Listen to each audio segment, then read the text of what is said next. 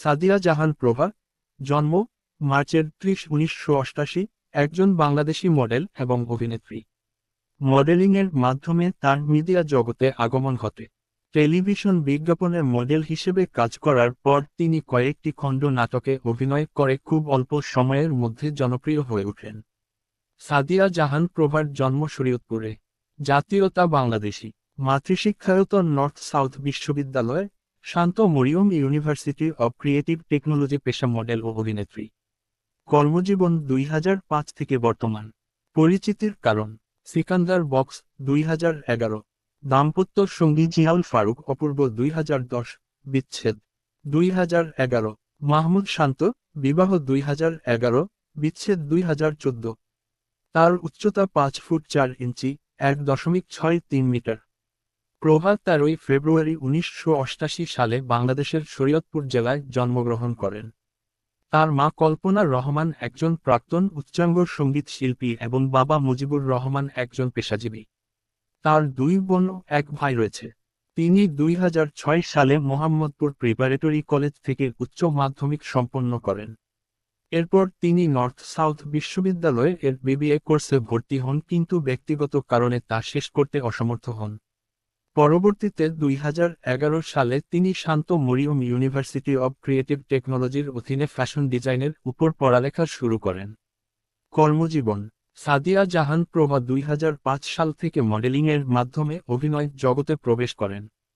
তার জনপ্রিয় বিজ্ঞাপনগুলোর মাঝে রয়েছে মেরিল, তিব্বত, পন্ডস, বাংলালিংক, জুই তেল ইত্যাদি। প্রভা অনেক জনপ্রিয় টেলিফিল্ম, নাটক, মডেলিং এবং বিজ্ঞাপনে কাজ করেছেন, তার মধ্যে বেশ কিছু নাটকে অভিনয় করে জনপ্রিয়তা অর্জন করেন। তিনি version Z, honeymoon, Dhupchhaya, lucky 13, খুনসুটি ইত্যাদি নাটকে অভিনয় করেছেন। তবে এখনও পর্যন্ত কোন চলচ্চিত্রে কাজ করেননি। নর্থ সাউথ বিশ্ববিদ্যালয়ে অধ্যয়নকালে সহপাঠী রাজীব আহমেদের সঙ্গে প্রভা ভালোবাসার সম্পর্কে জড়িয়ে পড়েন এবং 2010 সালের 16 এপ্রিল তাদের বাগদান সম্পন্ন হয়। বাগদত্তা অবস্থায় প্রভা 2010 সালের 18 আগস্ট টিভি অভিনেতা জিয়াউল ফারুক অপূর্বকে বিয়ে করেন। রাজীব এতে ক্ষুব্ধ হয়ে প্রভার সঙ্গে তার একটি ভিডিও প্রকাশ করেন।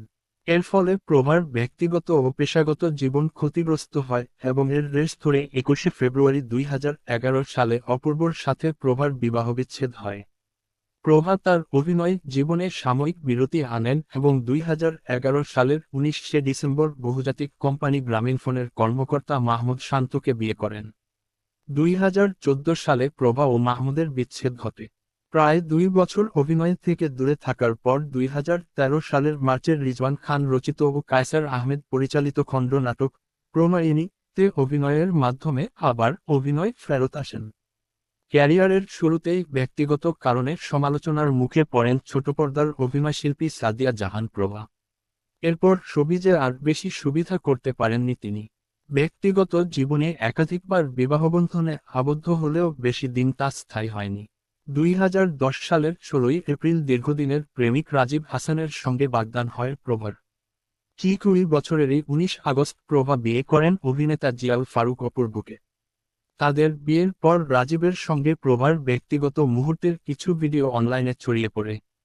এমন ভিডিও ছড়িয়ে পড়ার পর এক পর্যায়ে বিচ্ছেদ হয়ে যায় প্রভা অপূর্বর। এতে পর্দার আড়ালে চলে যান প্রভা। রাজীবের সঙ্গে আসলে কি ঘটেছিল তা নিয়ে এতদিন তেমন একটা কথা বলেননি অভিনেত্রী। সম্প্রতি সামাজিক যোগাযোগ মাধ্যমে ওই বিষয়ে কিছু তথ্য দিয়েছেন তিনি। নিজের ভেরিফাইড ফেসবুক অ্যাকাউন্টে প্রভা লিখেছেন, আমি কোনো প্রতারণা করি নাই। আমি চুপ করে থাকি বলে এই না যে আপনারা আমাকে নিয়ে যা খুশি তাই বানিয়ে বলবেন। আমার শুধু মনে হচ্ছিল আপনাদের কাছে প্রমাণ করে কি লাভ, উপরে যিনি আছেন, যার কাছে যাব, যিনি বিচারকারী তিনি জানলেই তো হয়। বিয়ের আগেই সম্পর্ক করে যে গুনাহ আমি করেছি সেই গুনার জন্য আমি প্রতিনিয়ত মাফ চাচ্ছি, মাফ চাইব। কিন্তু যতদিন বেঁচে থাকবো আপনাদের কাছ থেকে অনেক সওয়াব কামাবো। কারণ আপনারা না জেনে আমাকে গালি দেন, না বুঝে আমাকে একতরফা প্রতারক বানিয়ে দিয়েছেন। ছোটপর্দার অভিনয়শিল্পী সাদিয়া জাহান প্রভা লেখেন, শোনেন, প্রথমত আমি রাজীবকে সব জানিয়ে বিয়ের কথা শুরু হয়। কারণ বিয়ের 9-10 মাস আমার সঙ্গে রাজীবের ব্রেকআপ থাকে, আমাদের সেই 8 বছরের সম্পর্কের অলমোস্ট সময়েই ব্রেকআপ থাকতো।